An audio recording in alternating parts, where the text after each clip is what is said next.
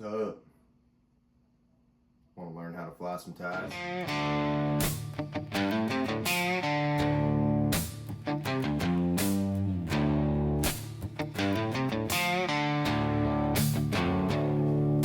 Wading deep where the river bends, lines cast out like a whispered friend. Sunrise hits the mountain's jaw, breath freezes quick, ain't no time to thaw. Hooked on the wild, hooked on the free, fly ride dancing like it's part of me. Duck calls echo through the morning haze, Rocky Mountain blood runs through my veins.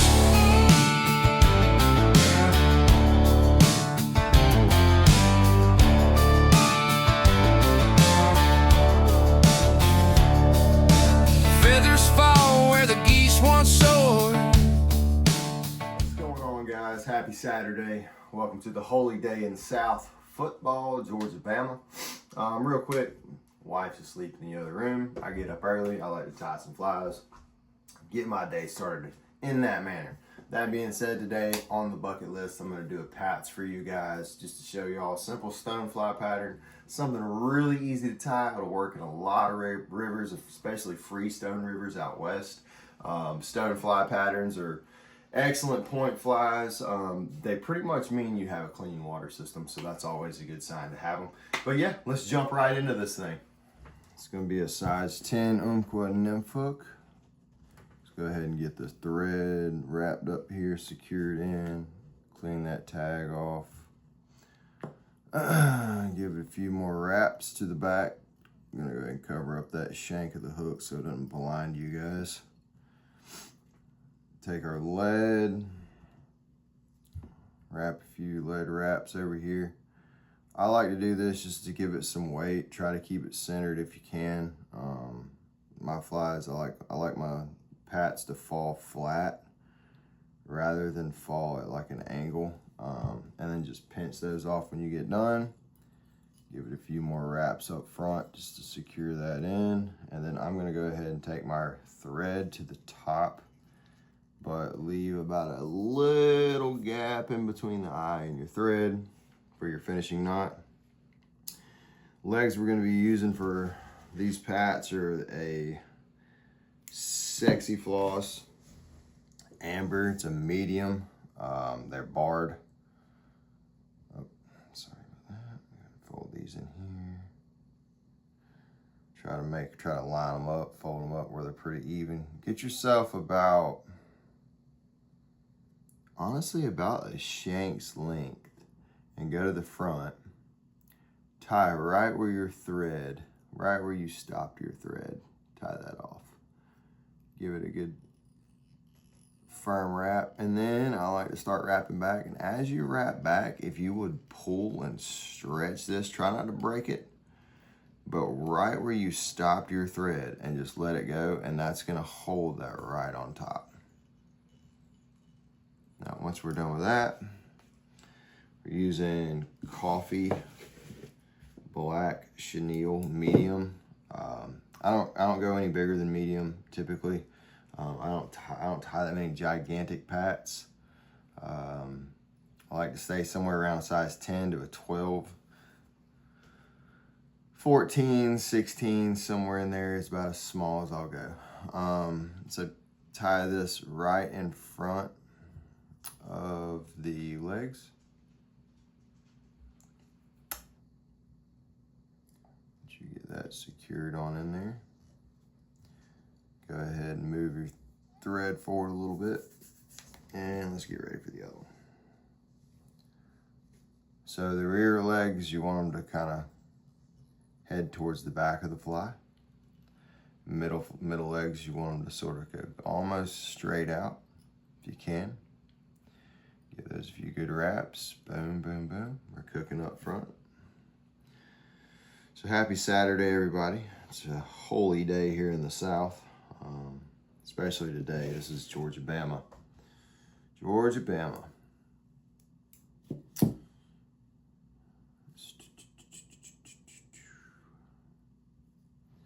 So that is what I will be doing. The wife she's waking up. I usually like to get up a little early. I'm an early bird, so I'll come out here and tie some flies if I can. This is kind of my wake up, my brain start. Go ahead and get a little bit forward and we'll do that final leg.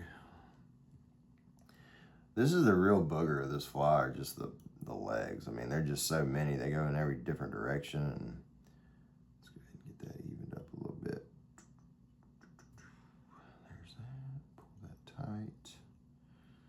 Come down. And you can also use the chenille when you do the wraps to really get those legs exactly where you want them, you know, facing forward, angled, that sort of thing, because at that point it's kind of like your final locking.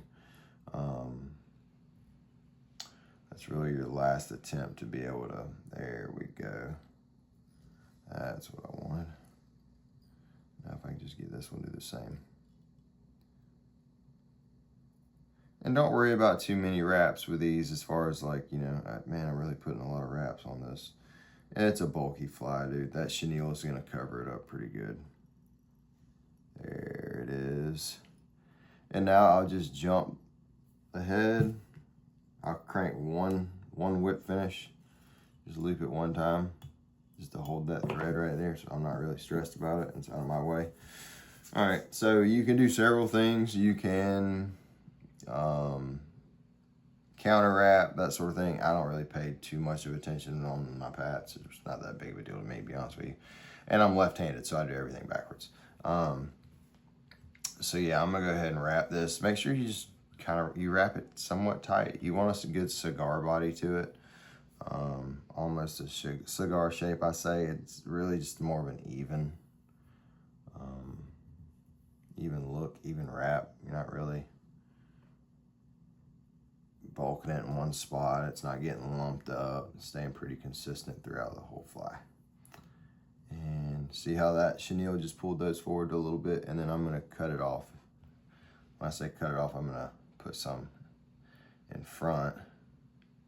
That way it doesn't send them shooting all the way forward. Catch our thread up. I like to hang my thread, leave a lot of thread laying out. That way it's way out of my way when I'm wrapping. There's enough legs to deal with this thing already. I don't need to make it any more complicated. Get a few wraps there. I'm gonna trim our chenille off. So you gotta be careful, just don't cut your thread.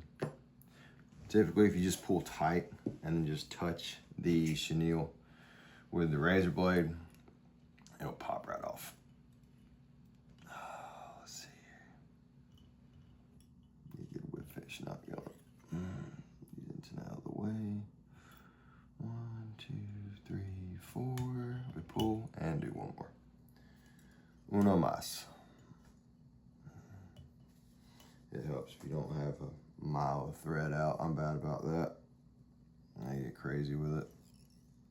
1, 2, 3, 4, and we're rocking. Now, let's see if we can space these out just a hair.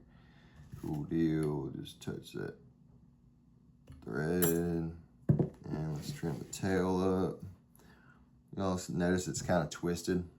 It'll really straighten itself out for the most part. Split that, boom, just like that. Okay, and we'll come in and rock our legs off. 1, 2, 3. It doesn't have to be perfect. I know there are people out there that are like, oh, I gotta have it, it's gonna be right. It's just a little bit off. Doesn't matter, man, these are fish. They're not rocket scientists. They don't know. I'll be honest with you, they don't know how many legs the pats have. They don't know how many legs a stonefly. They don't count like that. They see it every day, they just eat it. All right, so there's your Pat's rubber legs. Great fly, great pointer fly, great lead fly. And if your river has these, has stoneflies, then you know you have a very clean river system. And this is a great fly to imitate that and go after your trout in your local area. So yeah, You guys drop a like, subscribe. If there's another fly you want to see tied, put it in the comments. I can do some mergers, do some dry flies, streamers, poppers, bass flies, whatever you want to do. We can have fun with it. Catch you guys in the next one. Have a great Saturday.